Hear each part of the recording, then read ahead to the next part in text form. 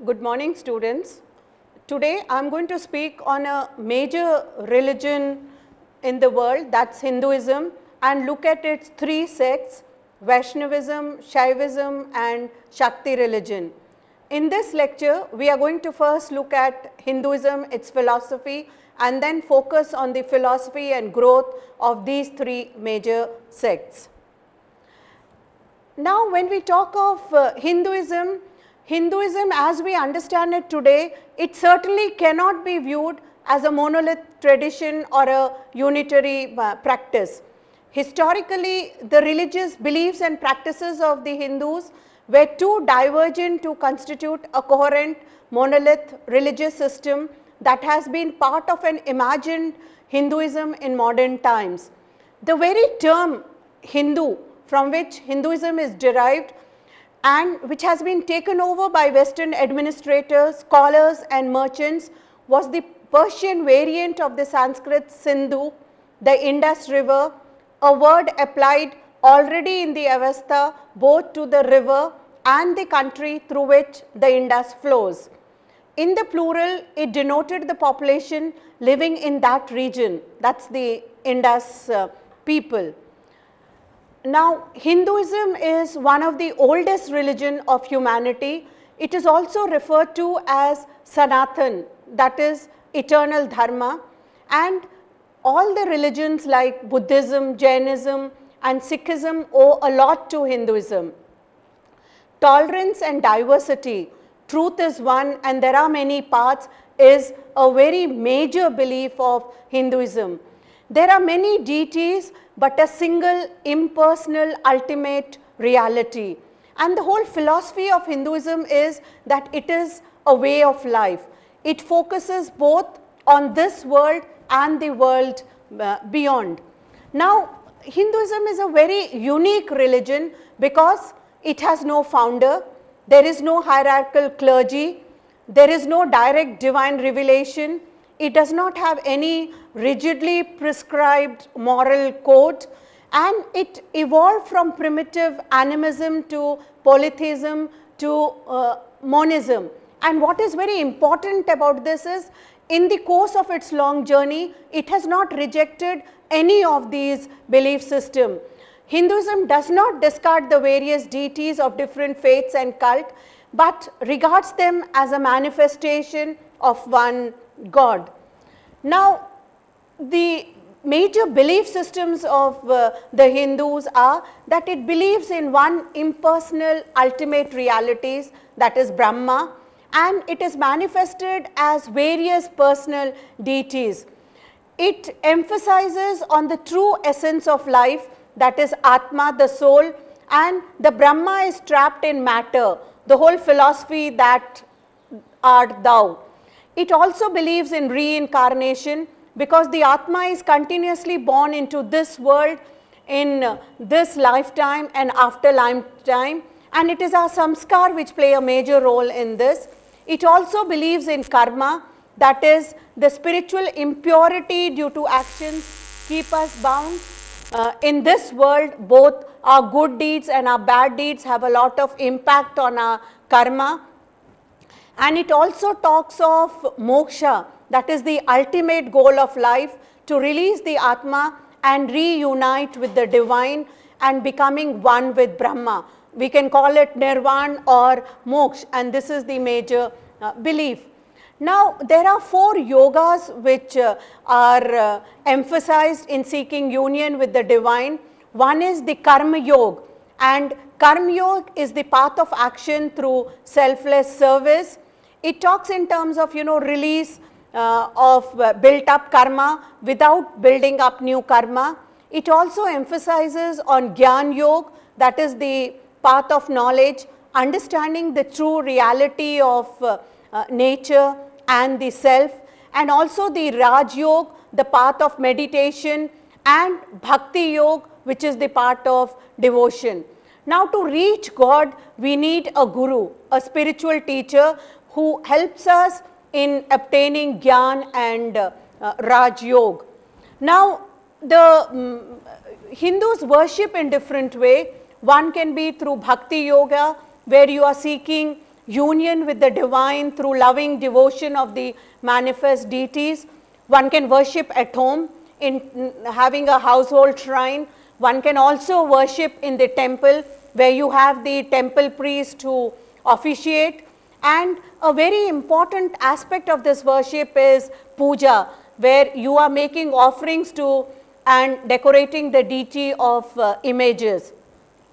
Another important aspect of the worship is darshan, that is you see the deity, and it is it can also be an ideal worship or not. And there is also the concept of prasad, that is taking the divine within your own being through eating food shared with the deity. Now, when Hinduism developed over a period of time, there were three major sects which developed. One was Vaishnavism, the members of which worship Vishnu; Shaivism, the followers of which worship Shiva; and Shaktas, or the worshippers of Shakti. And over a period of time, all these sects further subdivided into various other sects. We had Sri Vaishnavism, which became one of the subsects of Vaishnavism. It was founded by Nath Muni, and it developed and attained great height under Ramanuja. And then, like Shaivism, Vaishnavism was also based on perfect faith and devotion on bhakti. And Shaivism, in the course of its long history, further divided into Veer Shaivism. Now, the major gods of the Hindu pantheon are: one, Vishnu, who is regarded as the preserver of the god, and Vishnu is seen as incarnated in 10 avatars. Or avatars are descendants, and these include Rama, who is featured in the Ramayana, and you have Krishna, who is featured in the Mahabharata. And here, you see Rama and Krishna are both shown with their consorts Sita and Radha. Now, the Shaivas worship Shiva, and Shiva is constructed as a god of destruction or a god who transforms. And he also appears at Nataraj, the lord of the dance of creation, and he is also worshipped as with his wife Parvati and his son Ganesh. Ganesh is a very important deity in Hinduism, who is seen as an elephant-headed god, and he is the one who removes all obstacles. All of us know that the moment we start anything, in Hinduism, we always start with the worship of Ganesh. And the goddess Shakti is divine, feminine principle. Durga is seen as the protectress, and she also has the form of Kali, or the destroyer of demon. Now, let's start by talking about Vaishnavism. Now, the antiquity of Vaishnavism is traced back to the Vedic period, but over a course of history, it witnessed various changes and a lot of development. In the Vedic period, we have nature worship in the form of sun, and Vishnu and Agni are among the several deities which are mentioned in the Rig Veda. From a mere solar deity in the Vedic literature, Vishnu emerges as the epico-Puranic period as a supreme power in a composite form of the man god, that is Vasudev Krishna, the Vedic god Vishnu, and the cosmic god Narayan. All these developed. When we look at the history of Vaishnavism from 5th to 7th century, we find that as a religion, it became very popular among the masses, and it spread far and wide.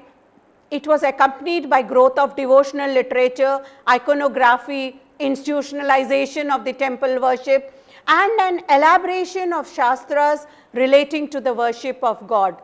And in the course of this, it became necessary, and this necessitated the composition of the agamas. The agamas are contained principles of worship, how the deity has to be installed in the temples, it also talks about the various rules regarding the construction of temple. The period between 5th to 7th century witnessed the formation of two types of Vaishnava Agamas, that is the Vaikhana and the Pancharatras, of which the former is termed as Vedic and the Pancharatras as non-Vedic. The Bhagavata religion was more inclined towards the Pancharatra system. Now, if we look at the Pancharatra's school, we find that it is also referred to as Bhagavata, Satvata, Ekantika, and it occupies a very important place. The special contribution of the Pancharatra school is the theory of emanation, that is Vyuhavada, which, while bringing in the very world into existence from the supreme being, leaves the latter quite unaffected. The Vyuhavada doctrine comprises of the worship of 5 Vrihini heroes, that is Shankarshana, Vasudeva, Pradyumna, Aniruddha and Samba. All these Vyuhas were simple manifestation of a central deity, that is Vishnu, whose all-pervading power gave his followers protection from evil and demonic forces.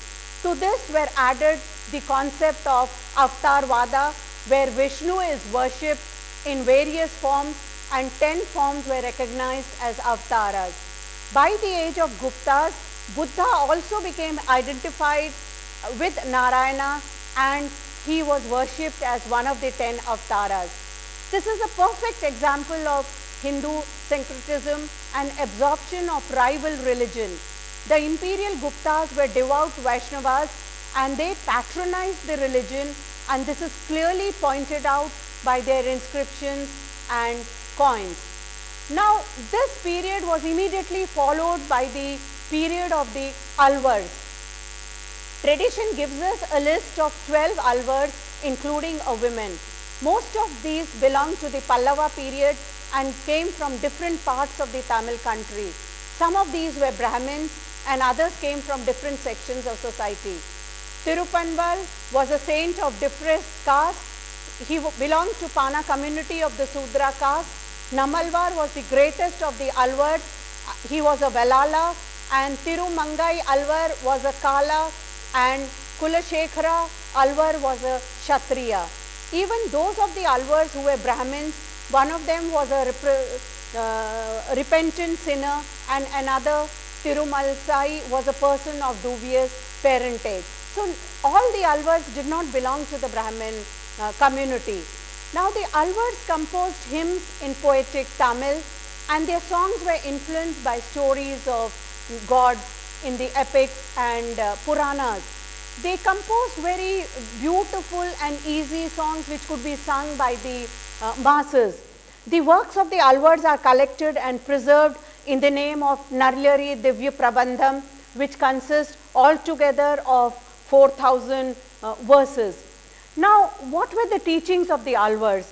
The Alvars were ardent lovers of Lord Vishnu and they worshipped him in all his avatars. They emphasized on the universal nature of God. The essence of their teaching was that salvation was attainable by all, even the uninitiated. Namalvar or Santoppan in his Tiruvamoli is philosophical and lyrical, dispassionately speculative, and he filled the outpouring of an anguished heart. Now, they also talk of the idea of self-surrender or prapatti. The idea of prapatti and Sarnagati through the Guru also seems to have originated with Namalvar.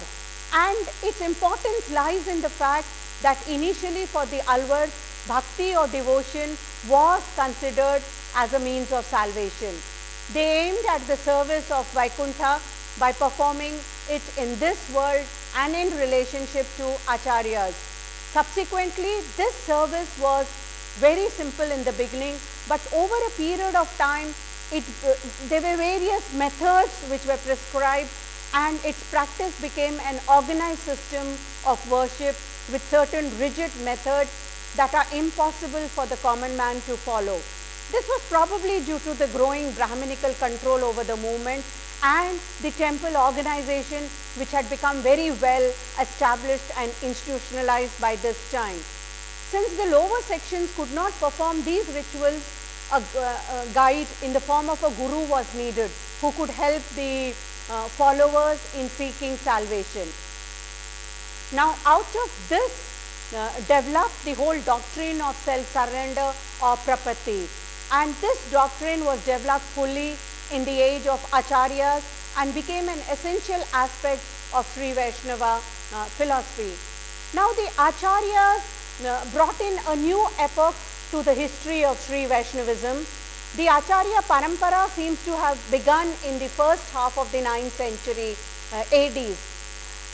Unlike the Alvars earlier, the Acharyas were very learned in Sanskrit as well as in Tamil, and they tried to interpret the essence of Vedas and Upanishads in terms of Tamil Prabandham. They combined the Gyan and Karma with Bhakti for realization of God. All the Acharyas were orthodox Brahmins who discharged their duties strictly. They encouraged the study of Vedas, performance of rituals and other temple festivals strictly according to Vaishnava Angamas, but at the same time they also introduced new study of the recitation of the Prabandhams, that is the hymns of the Alvars, in public and private worship. This principle is called the Ubhay Vedanta Siddhant, that is the dual complex nature of trying to reconcile. Now, Sri Ramanuja was a very important Acharya.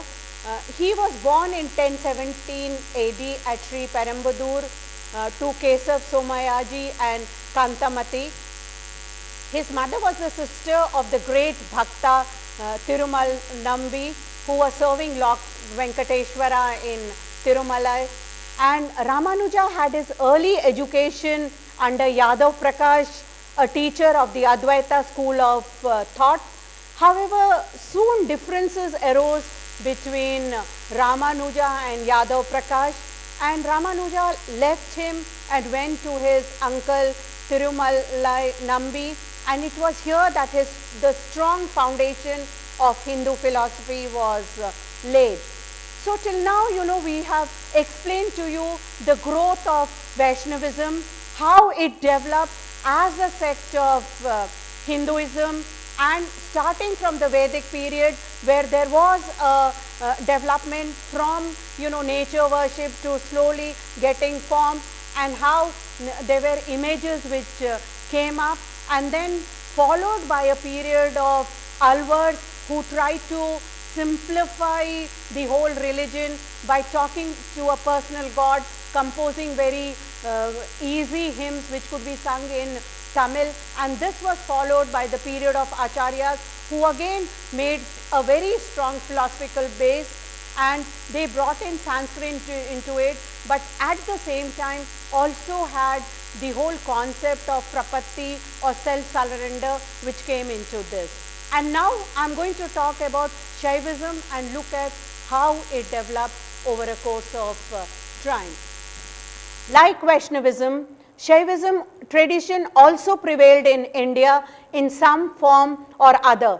In fact, many of the excavations which we have had in the Indus Valley civilization point out to the worship of Shiva by Indus Valley, and we have found a large number of seals, and these are referred to as the seals of in which Shiva Pashupati, and many archaeologists believe that this is the earliest evidence that we have of Shiva being worshipped.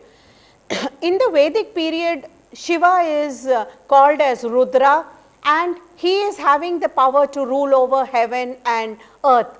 He is also regarded as Pashupati, the protector of cattle, and he is also seen as the invisible force behind all sorts of destruction, that is the catastrophes and other sorts of mishappenings. After this, in the epic period, that is the period of the Ramayana and Mahabharata, we find that Shiva becomes a theistic god. He is represented as a god of wide prevalence, and he becomes very popular. Now, you have the Nayanars who are worshipped in this period, and you have the Nayanars were also people who try to compose songs in very easy language. They spoke of Shiva as a personal deity. Now, after the development of the Nayanars, we again find that Shaivism develops into a branch which is known as Veer Shaivism under the leadership of Basavanna around 12th century. Basavanna was the Prime Minister of Bijala of the Kalichuri kingdom of Kalyani. Though he was born in a Brahmin family, he revolted against the inhuman and irrational ritual and the orthodox practices of Hinduism. He was born in a privileged class and enjoyed all the advantages and benefits of high society. Yet, he nevertheless cared deeply about the upliftment of underprivileged and unprivileged. He did not initiate the traditional, internalize the traditional Brahminical values of the family into which he was born, and he broke away from all these at the age of 16. He even removed his sacred thread. After this, caste did not matter, for he says, what if one masters the 4 Vedas? He is untouchable who is without a linga. So, having a linga was much more important than being born into a Brahmin or a particular caste. Following Basavanna, all the Veer Shaiva saints rebelled against the distinction of caste, and they believed that a devotee had no caste and all were equal.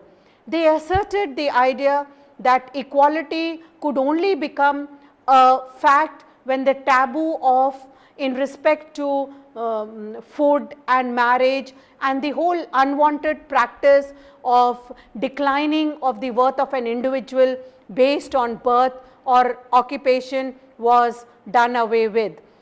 Basavanna says, a pariah is a man who slays. A pariah if he eats the carrion. Where is the caste here? Where? Our Kundala, Sangarana and Sarana, who loves all the living, he is well born one. So, you know, he gave a totally new meaning to caste, and they did not renounce life by mistaking it as Maya, you know, which is generally seen in Hinduism. And they looked upon, you know, Maya was not something which was not in the worldly things, but it is in the eyes that see them and the mind that directs the eye. He says in one of his Vachana, they say gold is Maya, women and land are Maya, nor women nor land, the greed before the mind is Maya, mark it, O Gunashevara. So, you know, the total concept of Maya has been changed by Basavanna. They also rejected the Panchashuktas. You know, the Panchashuktas are the 5 taboos which are associated with Hinduism. They believe that a linga, when it is worn on the body, is a symbol of fire god, and it burns all external impurities from then on. Along with the removal of caste and death pollution, Veer Shaivas also removed the 3 pollutions that affect women, namely that of menstruation, during childbirth and widowhood. So, in that sense, you know, they were very different from Hinduism, which accepted these kinds of pollution. In no time, Veer Shaivism became very popular in Karnataka, and it spread to nearby region. The whole ideology of protesting against inequality, the differential power and narrowing of the excess of economic power that alienated the Brahmins from the non-Brahmins became very popular all over, especially in South India. They added immense popularity to their faith by preaching this whole concept of bhakti to the people. They said that it was not necessary to go to a temple to worship the Lord, and the God is present everywhere and each individual. You do not have to look outside to worship God. Basavana says in one of his poems, you know, the rich may build temples for Shiva, but what can I, a poor man, build? My legs are pillars, the body the shrine, the head a cupola of gold, Lord of the meeting rivers, the standing shall fall, but the moving ever shall stay. So, you know, the whole concept of temple has been changed from something which is fixed at a particular place to the individual, you know, in the body, and therefore, you know, one can worship the individual.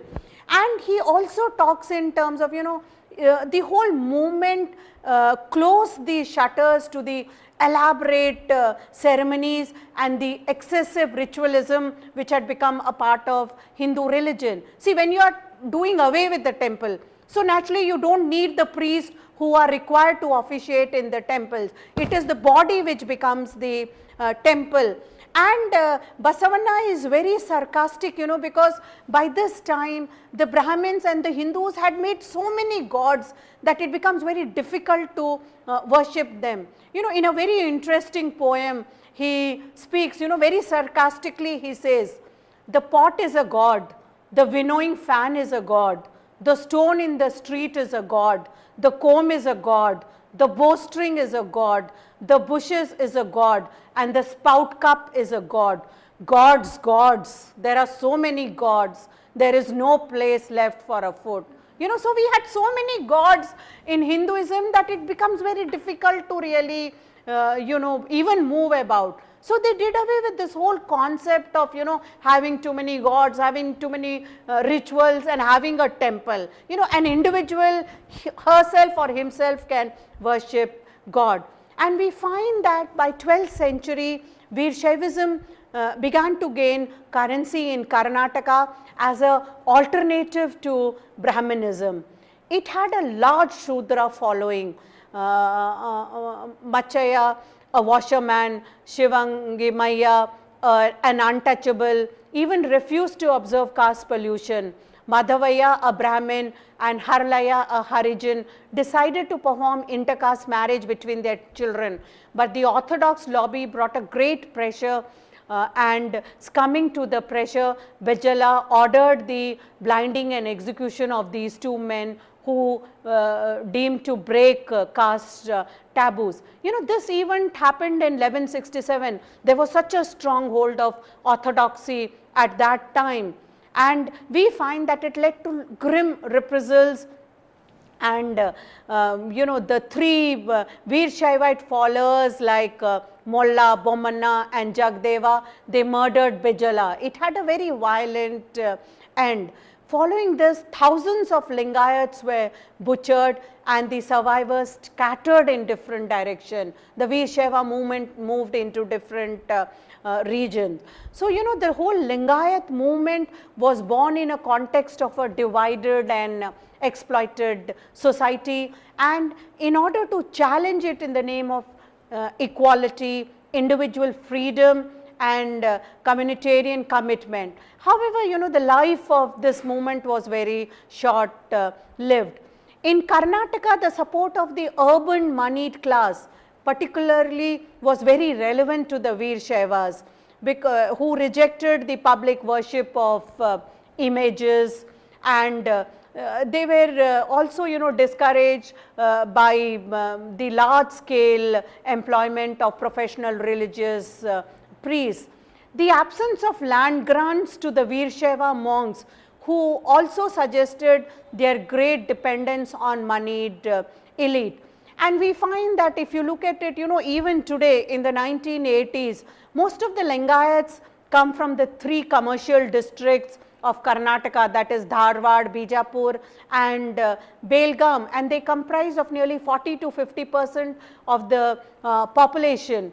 And they were the ones who really questioned the whole Brahmanical social order and the rigid caste distinction in society. But over a period of time, we find that the whole system developed, all the which it had opposed, it developed all the features of the same system which it had opposed earlier.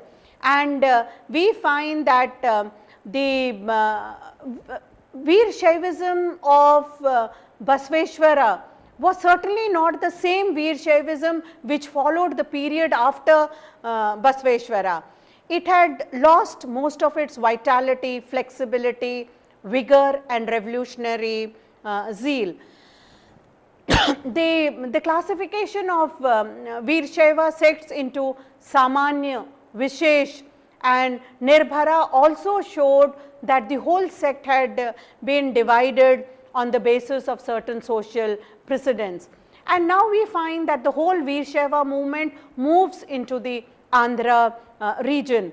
And this happened at a time when the Veer Shaiva movement had declined in Karnataka. And in Andhra also we do not come across the term Veer Shaiva earlier. And we find that Mallikarjuna Pandita uses this term Veer Vrata and Veer Maheshwara, showing that some kind of sect did exist in Andhra. And popularly it is referred to as Andhra Shaivism. And we find that it was popularized here by the three Pandita who are known as Pandita Treya, that is Shripati Pandita, Mallikarjuna Pandita, Shivalanka Manchana Pandita. And none of these scholars received any kind of royal patronage, and therefore they were not able to command the kind of large following which Basaveshwara had in Karnataka. Shripati Pandita was a well-known scholar and well-versed in the Vedas, Upanishads and other sacred books of Hinduism. He was a great devotee of Lord Shiva and he lived in Vijayawada. He started Brahmanizing Shaivism, and at the same time he tried to counteract the influence of the Mimamsakas and Advaitas by upholding the principle of Bhakti. His line of thought culminated in Shrikantacharya, who wrote the Shrikanta Bhasya, openly declared that his system was Shiva Vishesh Dvait. And in Andhra Desha we still find that there is an Aradhya family which traces its lineage from Shripati Pandita. Shivalanka Manchana Pandita was another great devotee of Shiva who popularized this sect. He belonged to the Pandita family in which his father Shambhu Bhatta and his grandfather Shambhu Desika were highly educated and Pandits of highest order. He was a contemporary of Basaveshwara. The third Pandit was Mallikarjuna Pandita, and he contributed a lot to the Aradhya sect. He was born in a Pandita family at Draksharamam. He accepted the Vedic standards and rituals and introduced these into the Aradhya sect. Hence, this sect was very different from the Lingayat and the Basava tradition, where there was no caste distinction and Vedic rituals. Many Brahmins joined this new reformed Veer Shaivism in Andhra, and the Vedic traditions gained a strong hold in the Veer Shaiva movement. Mallikarjuna Pandita states in his Shiva Tattva Saram, "O Lord Shivam, make it possible to release the people from this earth bound for salvations through offering and prayers in the path of the Vedas." So though they were revolting, they continued to follow the Vedic rituals, the Vedic scriptures, and they even modified the religion based on Vedas. It is said that Mallikarjuna sowed the seeds of Veer Shaivism and Palkuri Somnatha developed it to a great extent. Palkuri Somnatha was born in Palkuri in Warangal. Though he was a strong advocate of Veer Shaivism, he tried to follow a middle path. His reverence and affection towards Mallikarjuna Pandita made him write Pandita Radhya Charitra, and he criticized the worship of different gods by Brahmin by saying, "It is proper and accepted to pray and worship. Is it proper to worship and pray lesser gods and goddesses, while Sarveshwara is there. So, you know, again he wanted to focus on the worship of one single god, that is Shiva. He also attempted to bring into his fold a large number of untouchables, and he says, you know, it cannot be tolerated and justified to keep the Shudras aloof. What dharma and what morality and which Puran support this? Yet in spite of his zeal to bring about a social change, we find that the Veershaiva sect did not make much headway in Andhra. The influence of the sect was very limited, more in the Telangana region from the time of under the rule of Western Chalukyas to the later Rashtrakutas. It is in this region that we find various Veershaiva mutts which continue to exist till today. And there were a large number of Jain monasteries which were destroyed, and comparatively we find that the number of Jain temples destroyed are much more in the Telangana region than in the Andhra region. In spite of the Veershaivas' objection to temple and temple worship, a large number of Shaivite temples were built across the region by kings, feudatories, and a large number of individuals. And therefore, you know, unlike Karnataka, in Andhra this movement had a very limited impact, because most probably Veershaivism had declined in Karnataka by this time. It was no longer a radical ideology with which it had started, and it had become very divided and exclusive, and this was the factors which continued into Andhra. And we find that by the time of you know, 14th century, we come across the term Veershaivism in many inscription. By the time of Mallikarjuna Pandita and Somanatha, many Veershaiva Jangamas of Karnataka had started migrating to Andhra, and from Karnataka and Tamil Nadu region and settled here. They were the followers of this faith were primarily confined to a certain section. They were of the Vyasa community. We had a large number of, you know, Padmasalis, that is the weavers, the Vishwakarma, and a few of the Panchama communities. And therefore, though, you know, the literature of the Veershaivas appears to be very revolutionary, the propagators of the faith were unable to put their ideas into practice. In fact, Mallikarjuna Pandita continued to wear his sacred thread throughout his life, and we find that most of the revolutionary zeal of this sect was confined to literature.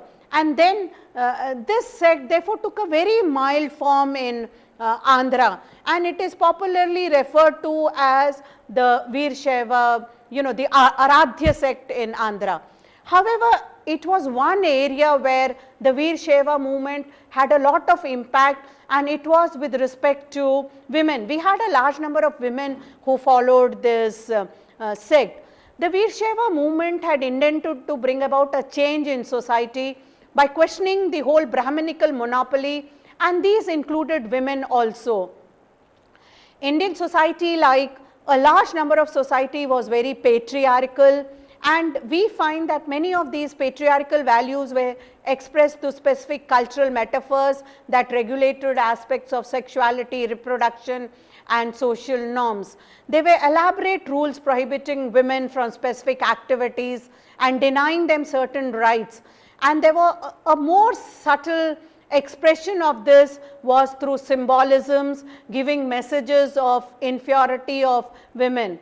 And we find that from 500 AD to 1200 AD, there was a lot of deterioration in women's status where they were regarded as Shudras.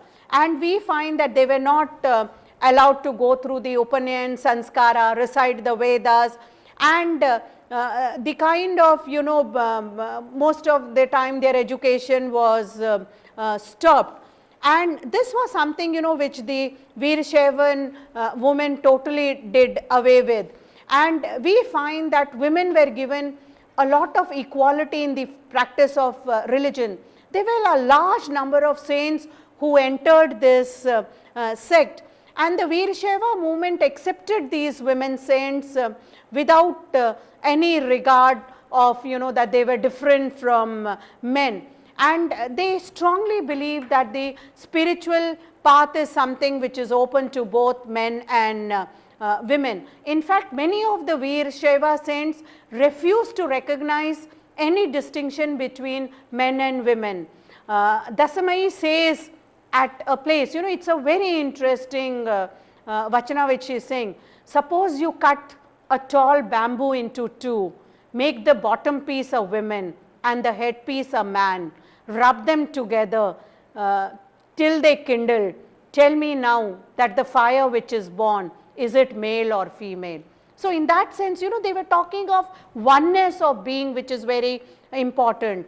And Akka Mahadevi was a very important saint of this movement. And Akka Mahadevi played a major role in popularizing the Veerashaiva movement. According to legend, she was a contemporary of Basavanna, and she was the daughter of a rich merchant in a village at Udutal, and having born into the lap of luxury, she led a very comfortable life. She was a devotee of Shiva from an earlier period. She was initiated into its worship by an unknown guru. According to legend, she grew up into a very beautiful woman, and the chieftain of the land named Kaushika fell in love with her, and he tried to marry her, and she kept refusing, and most probably he used a lot of coercion, and finally she was forced to marry Kaushika, but she kept a promise in front of him that he is not going to touch her against her wishes. But then when this happens 3 times, she leaves his house and she walks out of the house, and she, as a mark of protest, she even leaves behind her clothes and she starts walking out naked, wandering in quest of a spiritual power. She had to face a lot of rigorous examination by the bhaktas.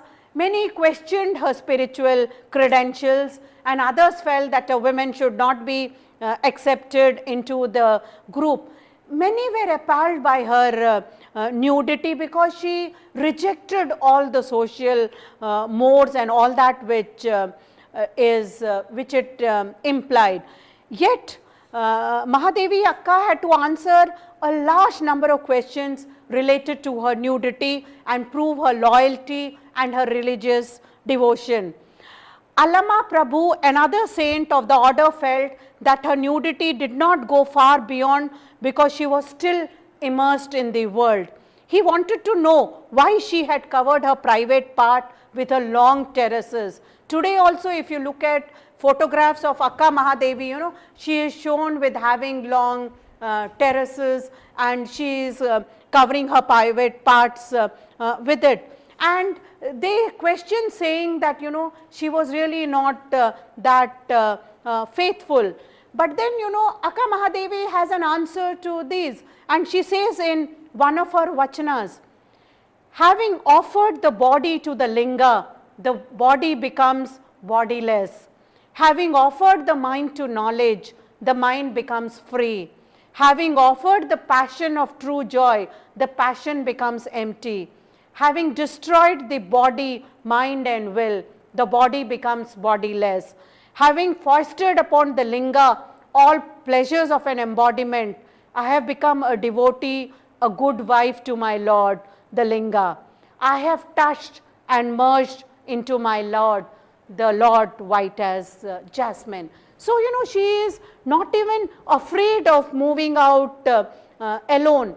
And she has composed some beautiful vachanas illustrating her philosophy. She talks a lot about equality between men and women. She says, did the breath of the mistress have breasts and long hair? Or did the master breathe breath where sacred thread? Did the outcast last in the line hold with his outgoing breath the stick of his tribe? Why do fools of this world know of snares and you set, O Ramnatha? So, she's questioning this whole distinction. She also talks very boldly at one place. There is no distinction of man and women. She overcomes this distinction. She says, if they see breasts and long hair coming, they call it a man. But look at the self that hovers in between is neither a man nor a woman, O Ramnatha. Now, the kind of, she also talks about, the different kind of social background, and we have a large number of women who followed Akka Mahadevi. They came from different background, different classes. Though the movement had people of royalty as well as the working class among their followers. And there was a widow called Akka Nagama, there was a co-wife like Nilochana, and who had denounced the whole institution of marriage. The Veer Shaivas argued that the wearer of the linga, even if it is a woman, is pure for the aspect of, wearing the linga, because fire burns all the impurities. The Veer Shaivas removed all the 5 pollutions of the Hindu Panchasukta, the 5 basic elements which segregate a woman in all socio-religious rites, that is during menstruation, during childbirth, and permanently after widowhood. And they said that many of the Veer Shaiva rituals can be performed by both men and women, by both girls and boys. The Linga Dharana rituals, or the bestowal of the consecrated linga by a guru to a newborn child, is done both for the girl as well as the female child as well as the male child. And the diksha, or the rite, is considered to a means of spiritual birth, and it is open to both men and women. After initiation, a Veer Shaiva is expected to follow the 5 codes of conduct and the Pancha charas, that is the most important being the Linga Chara, that is the daily worship of the lingas. And we find that, this gives so much power to Akka Mahadevi that she is able to do away with all kinds of worldly rituals. She says that, she is married against her will to a powerful and a worldly man. But then, Mahadevi Akka tried her best to combine her dharma and her devotion to God. But then when her husband obstructs and he does not allow her to perform her dharma, she just walks out of the marriage. And she says that in one of her very telling vachanas, she says, take these husbands who die and decay and feed them to your kitchen fires. And remember, this is happening around the 12th century, when we are talking of a very conservative society. And she accepts Chinna Mallikarjuna as her great spouse. She looks upon him, she has a very adulterous relationship with her God. And she says in one of her vachana, as long as woman is a woman, then man defiles her. As long as a man is a man, a woman defiles him. When the mind taint is gone, is there, good sir, room for the body's taint? The entire world is mad because of this adventurous taint. Look at you, good sir, for the great spouse called Chinna Mallikarjuna, my lord, the whole world is a wife. So not only she, the whole world becomes a follower of Chinna Mallikarjuna. And we find that, she talks also in terms of her life in marriage. And she says in a very, she talks in a very outpouring familial paradigm. She says, I have Maya for mother-in-law, the world for father-in-law, 3 brother-in-laws like tigers, and the husband's thoughts are full of laughing women. No God this man, and I cannot cross this sister-in-law, but I will give this venture slip and cuckold Hara my lord.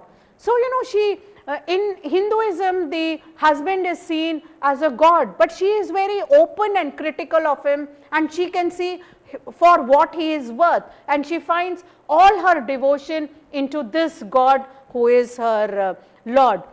And we have again, the same kind of thoughts are also echoed by Akka Nagamma, who says Guru himself as parents, Linga as husband, the Jangamas as in-laws, Shiva Bhaktas are so many relatives, truth and rigid conduct are welcome guests in one's house. So, they use the whole paradigm of family, and they are using it to explain their bhakti. And we find that again, there is a lot of questioning. Akka Mahadevi, when she is moving around naked, with so much guts all around in the forest, obviously there are lots of questions regarding this, and she has written a large number of vachana. She says at one place, this thing, those who discard, people are very critical of her. And we find that Gudave, who is the wife of Baleswara, she says at one place, what use is it if the body is without covering? It is the mind which should be without covering. At another saint, Akkama, she says, those who discard clothes are children of donkeys. Those who shave their heads are children of widows. Those who have matted locks are children of Holaya, that is the untouchable class. What is important is the knowledge and right conduct. So, many people are also opposing Akka Mahadevi and her whole idea of how she is discarding clothes, and yet, she very boldly, she just fixes her mind on one God. But slowly, the whole radicalization of the Veerashaiva sect did not really last long, even in Karnataka. And we find that this whole absence of economic equality and the inbuilt occupational and income differentiation between the poor Madigas and the Holayas on one hand, and the rich Okalingas, the merchant community on the other, it resulted over a period of time into the whole division of the Veerashaiva movement into different class hierarchies and social inequalities. We find, if you, R.N. Nandi has clearly shown that there were various divisions which emerged in the Veerashaiva movement, and we find that the trading communities together with the Jangamas were called the Panchamshalis, and they constituted the top rung of the Veerashaiva movement, and there was no intermarriage or interdining among the Panchamashalis and the other community. The rest of the communities were called non-Panchamshalis. The second, you had people like, Astivarna in this, who could neither interdine or marry with the Panchamas. You had people like the tanners, the washerwomen, and all untouchables who constituted the lowest rung.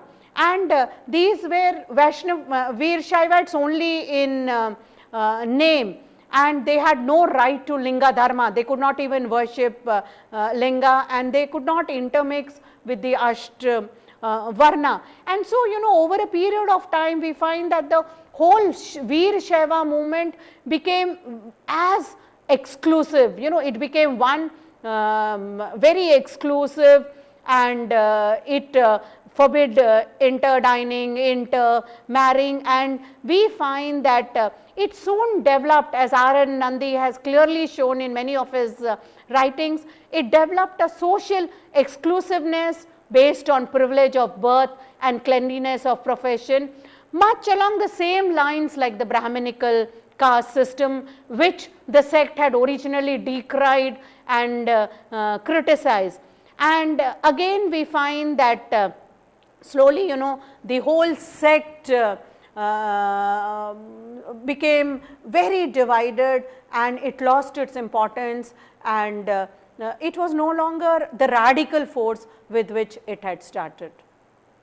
Now I am going to talk about the third aspect, that is Shaktism. Now the expression Shaktism is derived from the word Shakti. The word Shakti means power, both latent and manifest. When personalized, it means the Devi of power, and she is the Deva. The Devi Shakti is the powerful aspect of the Supreme Spirit. The doctrine and ritual of Shaktism are contained in a special branch of Holy Scriptures of India called the Tantra Shastra, which acknowledges the authority of the Vedas. Now, if you look at some of the deities, we find that we have a lot of illustrations of the Shakti sculptures which are found all over, and we have a lot of depictions of Shakti which can be seen in various temples. Shakti both as a creator and Shakti again as a destroyer. We also have found a large number of Shakti icons, where she is depicted in various forms, as a benevolent mother or as a ruthless avenger who is trying to take revenge. Now, the focal point of Shaktism is the power, that is Shakti, and the universe which has to be meditated upon, and the worshipper dedicates himself to the mother. Now, the goddess Shakti is seen as the power which pervades the whole universe, from which the universe has emanated. And there is nothing within the manifested world which is not Shakti in its essence. The whole world emerges from this Shakti. The manifestation of the world is mind and matter. That is to say, all that we call our thought, will, imagination in the mind, all these are in the realm of matter. And therefore, this is what basically Shaktism is trying to depict, whether we have a lot of illustrations, of Shakti cult, even as a result of the impact of Buddhism, and she is shown as in Tantricism. Now, Shaktism also talks of the unity of Shakta and Shakti. The followers of Shaktism, the worshippers of Shakti are called Shakta. And in this concept, the goddess is described as Shakta Tantra, and that is the holy scriptures of Shaktism, and in a very poetical way. Whereas we speak of Mother Nature only in a comparative manner, for the Shaktas, this is an absolute reality. Nature is her whole body. Her presence is personally felt by him when he is standing on fertile ground of the earth, and he touches her life and it blossoms in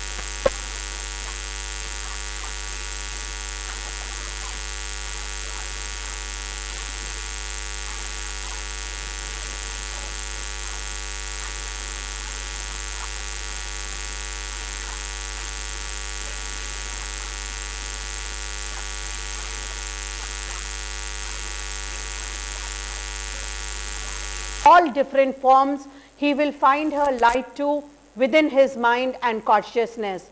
Thus, to the Shakta, the whole universe of mind and matter reveals itself in its unity.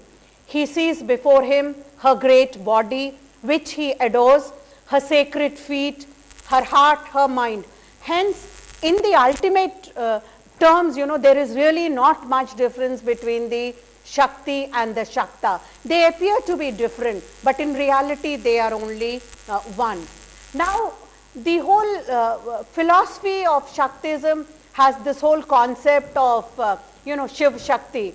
That is, the whole universe of mind and matter is created by her, the powerful goddess Shakti.